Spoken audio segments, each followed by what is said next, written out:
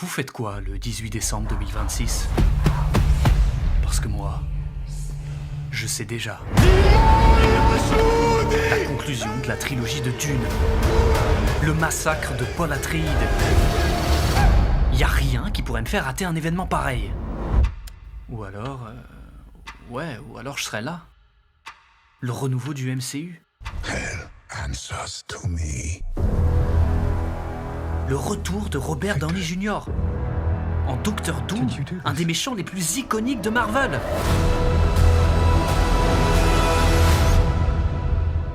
Ah, je sais pas. Bon, il est temps de faire un choix. Décembre 2026 va être le mois le plus fou en divertissement depuis des années. Entre GTA 6, le jeu vidéo le plus attendu de la décennie, celui qui va littéralement créer les influenceurs de demain, se vendre en dizaines de millions de copies en quelques semaines. Et la série HBO Harry Potter, le plus gros pari de la plateforme depuis Game of Thrones, la série la plus chère de l'année, et la promesse d'une décennie de contenu. To reimagine the Harry Potter On canon. pourrait se dire qu'on est déjà très gâté, qu'on ne peut pas faire une meilleure fin d'année. Et pourtant, ce n'est que le début. Parce qu'en décembre, on va aussi avoir un des plus gros affrontements de l'histoire du cinéma. Un duel impossible, encore plus gros que Barbenheimer en 2023. Sauf que cette fois-ci, le combat ne se fera pas sur le même mois, mais carrément le même jour.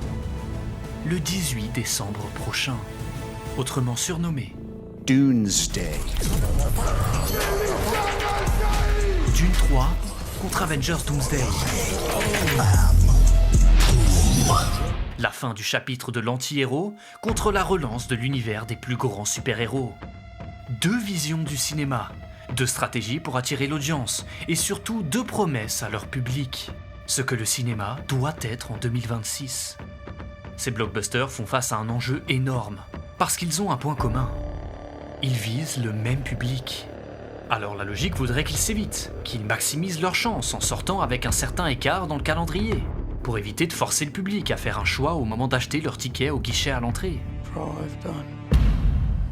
Ils n'ont rien fait de tout ça, parce qu'en 2025, Marvel fait une annonce. From May to December releases. Avengers Doomsday, prévu à l'origine pour le 1er mai 2026, sortira plus tard, December 18th, 2026. le même jour que la sortie de Dune 3 de Denis Villeneuve. We both have films opening on December 18th. Le message du studio est clair.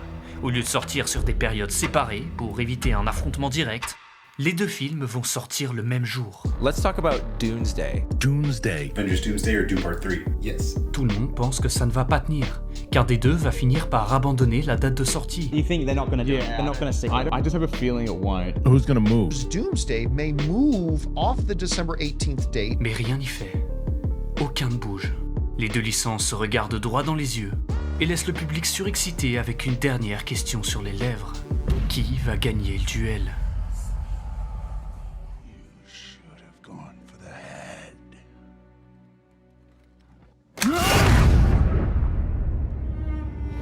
Pour commencer, il est important d'installer le contexte et l'absurdité de ce duel.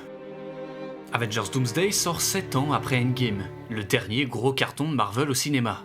Un système et une construction d'univers tellement bien ficelés qu'ils auront apporté des milliards aux studios. Marvel's Avengers Endgame shatters box office records. C'était le sommet du divertissement.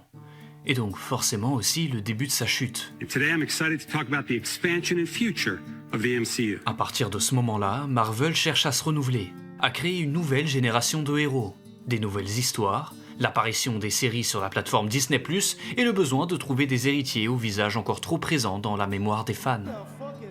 Comment remplacer Captain America, Iron Man, et surtout Robert Downey Jr. Comment réussir à créer quelque chose d'aussi grand que les films Avengers ? La promesse d'un rendez-vous ultime qui regroupe tout ce qui est construit dans l'univers. Assemble. Et malheureusement pour Marvel, il n'y arrive pas. Certaines séries fonctionnent, mais la plupart déçoivent. Et au cinéma, le studio fait encore pire. Entre le scandale de Jonathan Majors et l'annulation de l'arc de Kang, Jonathan Majors has been dropped by Marvel Studios. Accused of assault and harassment. Majors guilty. la construction de Doomsday avec les 4 Fantastiques et la nouvelle équipe d'Avengers Thunderbolt, les chiffres ne sont pas là. Ils n'ont déjà plus le choix, la nouvelle phase du MCU ne prend pas. Alors ils investissent en marketing, en campagne publicitaire, en choix de casting. Marvel is paying upwards of $100 million to bring Robert Downey Jr. back in Avengers Doomsday. Et surtout, ils font une promesse. Avengers Doomsday, c'est tout ce que vous vouliez. Ils ne peuvent tout simplement pas rater. One of the most expensive movies ever. Le film, pour être rentable, doit faire 2 milliards au box-office en décembre prochain. You can't make a profit without making over $1.5 billion. Et malgré tout ça, qu'est-ce que le studio fait comme choix ? De sortir le même jour que Dune 3.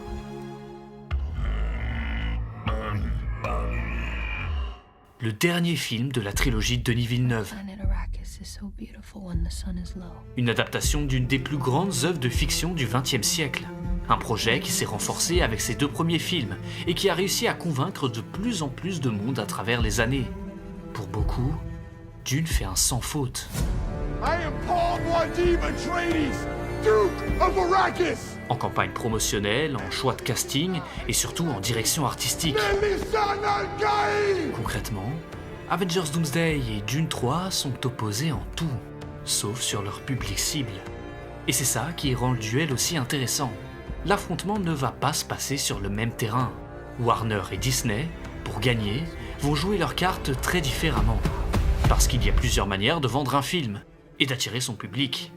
Et en 2026, personne n'a mieux compris comment le faire que les 2 géants du cinéma.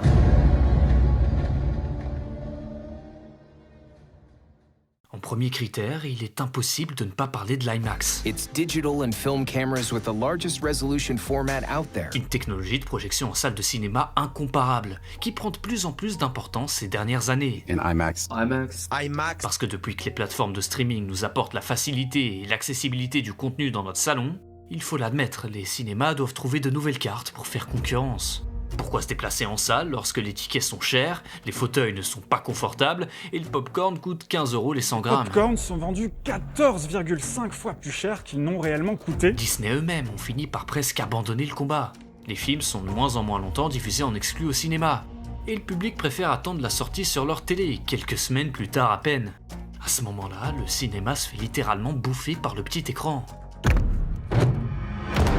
Et puis, on a eu Christopher Nolan et Oppenheimer en 2023.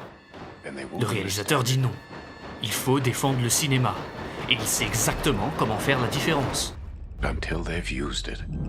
Si vous voulez voir ces films, comme il les a pensés, il n'y a qu'une seule manière de le faire.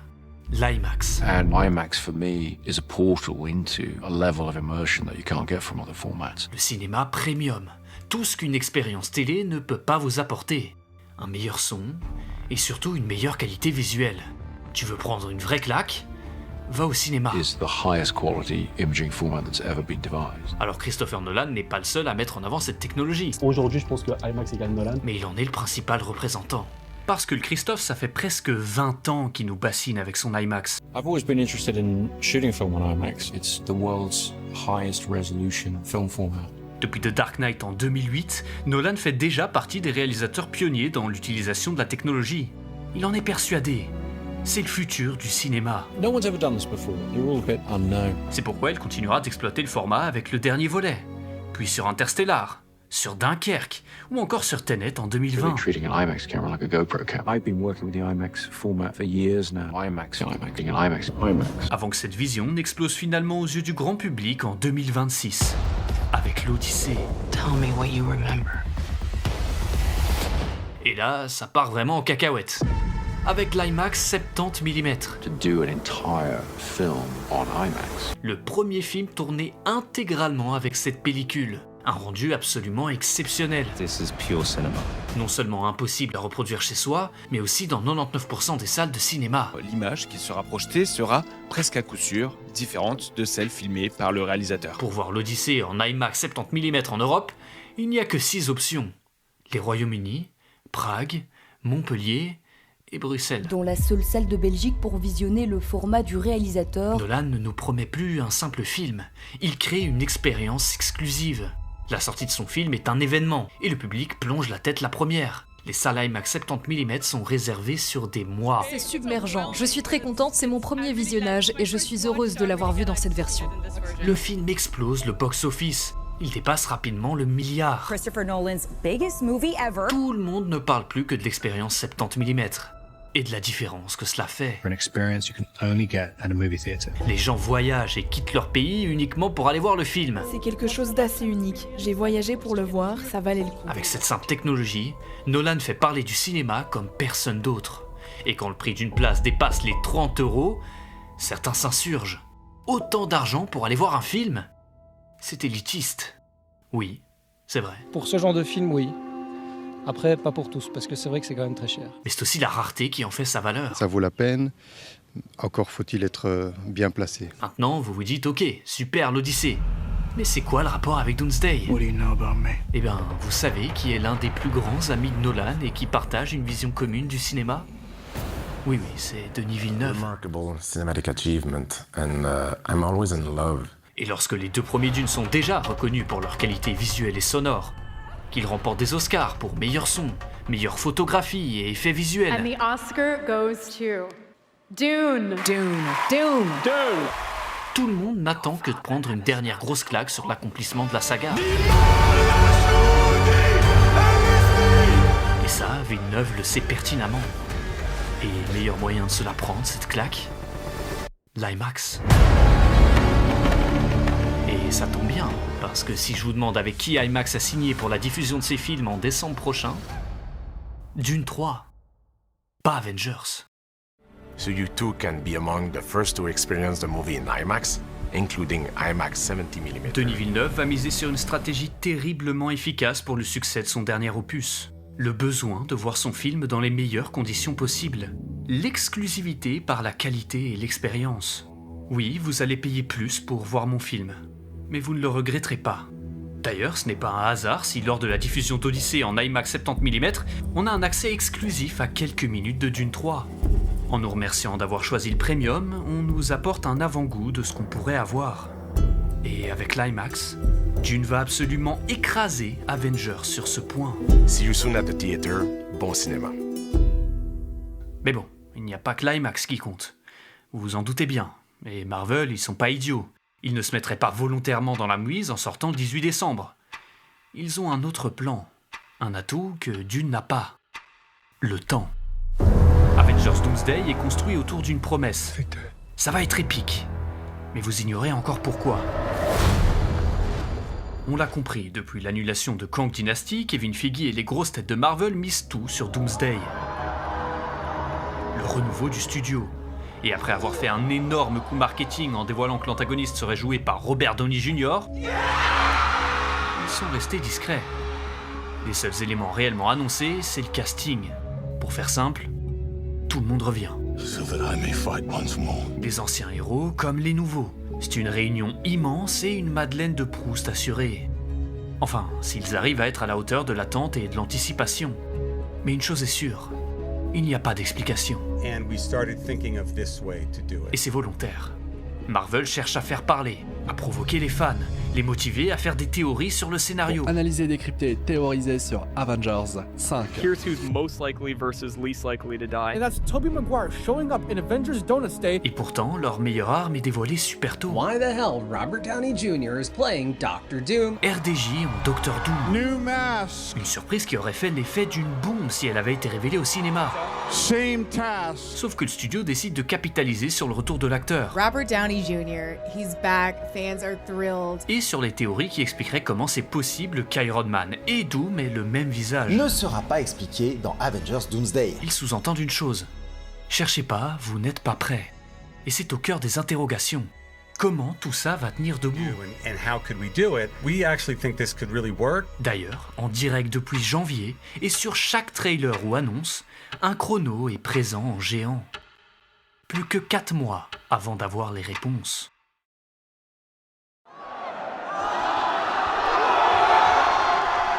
Et c'est pourquoi, lorsque le film va sortir le 18 décembre, le public n'aura pas d'autre choix que de regarder le film le plus vite possible. Pour avoir ces réponses au cinéma, et pas sur Internet. Parce qu'à la seconde où le film sortira au cinéma, les réseaux vont exploser en vidéos, en analyses et en spoilers. Il sera donc impératif pour les fans de découvrir l'histoire d'eux-mêmes, avant tout le monde. Et ils ont un très bon élément de comparaison dans leur historique. Spider-Man No Way Home. Un film qui avait réussi l'exploit de garder secret la participation d'Andrew Garfield et de Tobey Maguire en Spider-Man d'univers alterné. Tom Holland has teased that there are 3 generations of Spider-Man. Évidemment, les théories sur leur présence avaient inondé Internet pendant des mois. We'll all find out when the movie comes out. Sans jamais être confirmés. Et lorsque j'ai été en salle dans les toutes premières diffusions pour le découvrir de moi-même, je me souviens de l'ambiance lorsqu'ils sont apparus. Absolument électrique. On l'attendait tous, mais il fallait le confirmer de nos propres yeux. Et ça, Dune ne peut rien faire contre. C'est la fin de l'histoire de Paul Atreides. Et même si Villeneuve fait une adaptation personnelle de l'œuvre de Frank Herbert, le spoil, c'est pas vraiment ça qui compte. Et donc, les fans ont tout intérêt à d'abord regarder Doomsday, et puis Dune. Marvel va gagner par le volume d'entrée la première semaine, et réserver toutes les salles qui ne sont pas bloquées en IMAX pour Dune. Et donc, pour le public qui souhaite voir les deux, ils n'auront pas le choix. Il faudra voir Doomsday avant Dune. Fans worried about spoilers spent the last week going dark on social media. I've not been on the internet. That's what I've been doing. Si l'œuvre de Villeneuve vise en premier l'expérience, Doomsday vise l'urgence de savoir en premier.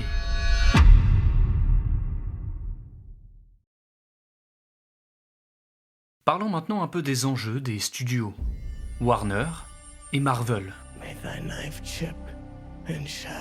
D'un côté, on a Dune, qui est au sommet avant la sortie de son 3e film. Denis Villeneuve a construit son univers, convaincu les fans et confirmé qu'il avait une vision claire. C'est magnifique, c'est reconnu par le milieu et c'est prestigieux. Dune 3 n'a absolument pas besoin de sauver la licence. C'est le dernier film, la clôture de l'arc. Il faut juste finir en beauté, mais pas promettre 15 séries et 12 films derrière. Et tout porte à croire qu'il va le faire. Entre le premier film et le second, le box-office a explosé. Et les avis critiques se sont renforcés. J'ai moi-même fortement préféré Dune 2 au premier volet. Selon moi, tout est globalement mieux réussi dans le second film. Alors l'attente est là, et Denis Villeneuve est clair dans ses propos. Il ne revient pas dans Dune pour la nostalgie de l'œuvre, mais pour la clôturer parfaitement. Son dernier film, un point c'est tout. If we do Dune Messiah, that we have the best screenplay on the table. Forgive me for all I've done. Alors qu'en face, la stratégie pour Avengers est opposée. C'est LE film de la relance, le sauveur d'une franchise qui se meurt à petit feu. Doomsday n'est pas là pour clôturer un arc, il est là pour lui redonner vie. Et les futurs projets sont déjà en route. Déjà, Secret Wars doit sortir 1 an après à peine, le 17 décembre 2027. Donc Marvel ne vend en fait pas un film, mais bien 2. Si Doomsday ne fonctionne pas, Secret Wars est en péril. Et l'argent est déjà investi. Si on parle de 200 millions pour Dune 3, on parle probablement de plus de 3 fois ce montant pour Doomsday, qui sera donc aussi injecté pour Secret Wars. Et c'est sans compter le budget marketing. Doomsday is coming and the stakes have never been higher. Pour faire simple, Doomsday doit probablement faire autour de 2 milliards au box-office pour simplement sortir la tête de l'eau. Oh God. That many? C'est tout simplement colossal. Et c'est là le principal contraste entre les deux œuvres. Denis Villeneuve doit raconter une histoire sans réelle contrainte. C'est son univers, ses personnages et sa conclusion. Le 3e film est en écriture, mais je vais retourner sur Arrakis quand je vais avoir un scénario solide. Et ça va prendre un temps. Il ne doit pas rassembler plusieurs arcs narratifs, différents films, et promettre une suite à Warner. It would be healthy to finish Paul Atreides' arc, his story. Il possède une liberté créative qui lui permettra de faire le film qu'il veut. Alors qu'Avengers Doomsday doit raconter une histoire qui regroupe des dizaines de super-héros, une quarantaine de films, des arcs construits depuis des années un peu partout. Le multivers, la TVA et la nostalgie. Il faut tout regrouper, donner un temps d'écran à chaque personnage et apporter une continuité entre passé, présent et futur. Of Avengers Endgame Encore in September, a movie that will feature new scenes making the movie feel even more like a direct lead-in to Doomsday. C'est un véritable casse-tête et une contrainte artistique et financière immense. Ce duel, c'est la liberté artistique qui se bat contre le piège de la rentabilité. Et c'est comme ça qu'on finit par se dire que Dune, avec ses armes, peut gagner le duel. Mais il peut aussi le perdre. Avengers, lui, doit absolument gagner. Et ça change tout. Maintenant, pour faire bouger les gens en salle, il n'y a pas que l'histoire qui compte. Il y a aussi les têtes d'affiche, les acteurs. Et là encore, les deux films sont en totale opposition. D'un côté, on a Doomsday, un film qui mise tout sur la nostalgie d'une génération dorée qui revient pour une dernière aventure. Yes, Robert's back as a villain! Faire revenir RDJ, c'est accepter que Marvel n'a pas su faire mieux en 7 ans. Oh, sucks. Mais même si c'est vrai, ce n'est pas ce qui compte. Ce qui compte, c'est de savoir si c'est une stratégie payante. Est-ce que son nom suffit à faire revenir les gens en salle de cinéma? Est-ce que Chris Hemsworth et Chris Evans vendent toujours autant? Chris Evans, who's back as Steve Rogers. Et comme ça, Marvel est piégé entre deux générations.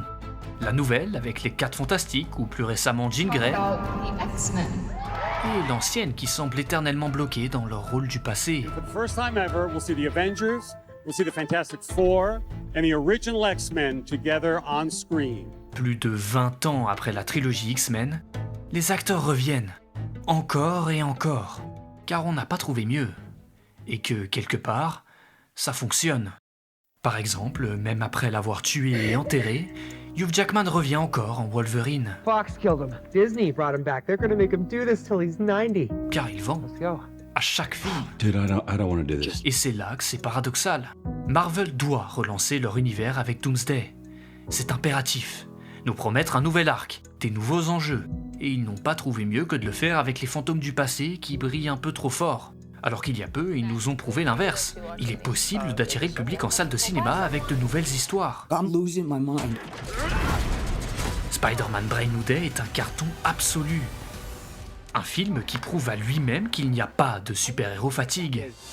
And nearly $1 billion worldwide. Alors qu'il sort la même année que le flop monumental de Supergirl. Le public a simplement une sélection plus sévère dans ses œuvres. The greatest Spider-Man film since Spider-Man 2. On ne va plus en salle juste pour le nom du studio, mais pour la qualité des héros. The best performance that Tom Holland has ever given in a Spider-Man movie. Et paradoxalement, le seul super-héros à ne pas revenir dans Doomsday, c'est Spider-Man. Et il nous laisse avec une question. You ready? Est-ce que la nostalgie est une meilleure promesse que la nouveauté? Et en face, on a l'inverse. Dune possède aussi un casting de prestige, l'élite de la tendance hollywoodienne. Sauf que ces acteurs ne sont pas bloqués dans un rôle. Au contraire, ils sont partout car ils enchaînent les projets. Chalamet était nominé pour l'Oscar du meilleur acteur avec Marty Suprême. Zendaya fait une des plus grandes années de l'histoire avec de drama, Euphoria, Odyssey et Spider-Man. Robert Pattinson se retrouve dans le film car il a simplement demandé si c'était possible de participer au projet. Et Jason Momoa fait son grand retour. Parce que, pourquoi pas? Les acteurs ne sont pas choisis parce qu'ils nous rappellent une période qu'on adorait. Ils sont choisis parce qu'ils sont talentueux.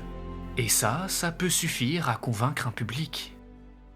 Il y aurait encore de nombreux points à comparer entre les deux films tellement ils ont une vision opposée du cinéma. Mais je préfère utiliser en dernier enjeu un élément qui existe et qui permet de nous aider dans notre choix. En 2026, qu'est-ce que le public préfère aller voir? Le cinéma de réalisateurs exclusifs, d'expérience premium, ou le blockbuster de super-héros qui enchaîne les caméos et les visages connus? Eh ben, la réponse est un peu les deux. L'Odyssée de Nolan et Spider-Man Brand New Day nous donnent tous les deux des pistes sur le potentiel succès de nos films de décembre. Oui, le public est prêt à dépenser 30 € et se déplacer en salle si on lui promet de prendre une claque. Ou si le réalisateur est reconnu et que sa réputation est impeccable. Et dans ce registre, à côté de l'Odyssée de Nolan, on peut mettre le Dune de Villeneuve. Et oui, le public veut aussi aller en salle pour voir un super-héros connu de tous dans son 4e film. Spider-Man Brand New Day a fait un des meilleurs démarrages de l'histoire du cinéma. Le public a très fortement apprécié son divertissement. Et Tom Holland confirme à nouveau qu'il sait vendre un film à lui tout seul. Mais le succès de Spider-Man est-il une promesse du succès de Doomsday? ou un avertissement de devoir faire au moins aussi bien pour convaincre les fans. En tout cas, une chose est sûre, le 18 décembre prochain, je serai en salle de cinéma. We're thinking Doomsday. You like it? Doomsday ne nous dira peut-être pas seulement quel film était le plus attendu. Il pourrait aussi nous révéler ce que l'on attend désormais d'un blockbuster. D'un côté, un film qu'on veut voir dans les meilleures conditions possibles. De l'autre, un film qu'on veut absolument découvrir avant que tout le monde nous raconte ce qu'il s'y passe. Et peut-être qu'en 2026, la meilleure nouvelle pour le cinéma, c'est justement qu'on ait encore envie des deux.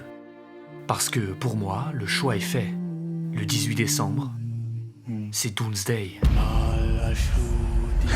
Answers to me. But I must not die. Yet.